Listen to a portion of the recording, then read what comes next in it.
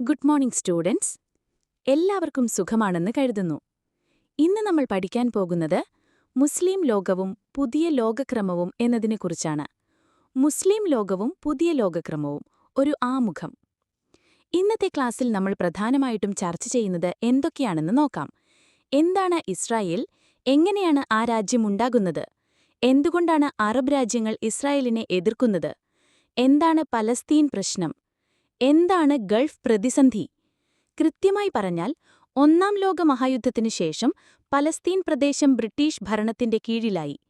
ഈ സമയത്ത് ലോകത്തിന്റെ പല ഭാഗങ്ങളിൽ നിന്നും ജൂതന്മാർ പലസ്തീനിലേക്ക് കുടിയേറിപ്പാർക്കാൻ തുടങ്ങി.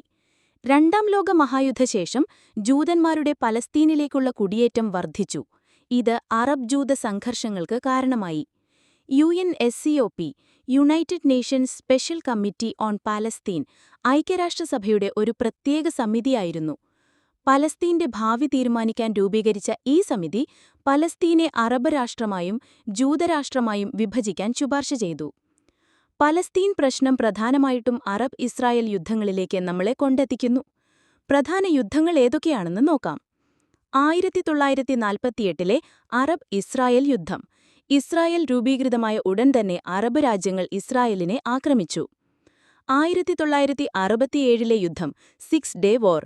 ഇസ്രായേൽ സിറിയ, ജോർദാൻ, ഈജിപ്ത് എന്നീ രാജ്യങ്ങളെ പരാജയപ്പെടുത്തി പല പ്രദേശങ്ങളും പിടിച്ചെടുത്തു. 1973 യുദ്ധം, യോം കിപ്പൂർ വാർ. ഈജിപ്തും സിറിയയും ഇസ്രായേലിനെതിരെ ഒരു സംയുക്ത ആക്രമണം നടത്തി. 1952 ഗമാൽ അബ്ദുൽ നാസറിന്റെ നേതൃത്വത്തിൽ ഈജിപ്തിൽ ഒരു വിപ്ലവം നടന്നു.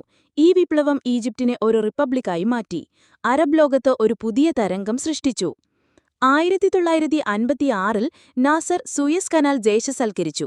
ഇത് ബ്രിട്ടനും ഫ്രാൻസിനും വലിയ തിരിച്ചടിയായി.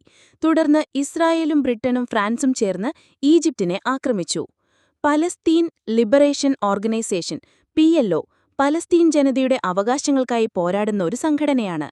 യാസർ അറാഫാത്ത് ആയിരുന്നു ഇതിന്റെ പ്രധാന നേതാവ്.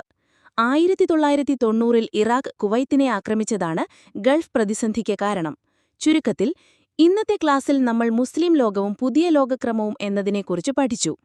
ഇസ്രായേൽ എങ്ങനെ രൂപീകൃതമായി, എന്തൊക്കെയായിരുന്നു അറബ് ഇസ്രായേൽ യുദ്ധങ്ങളുടെ കാരണങ്ങൾ, പലസ്തീൻ ജനതയുടെ പോരാട്ടങ്ങൾ, ഗൾഫ് പ്രതിസന്ധി തുടങ്ങിയ വിഷയങ്ങൾ നമ്മൾ ചർച്ച ചെയ്തു.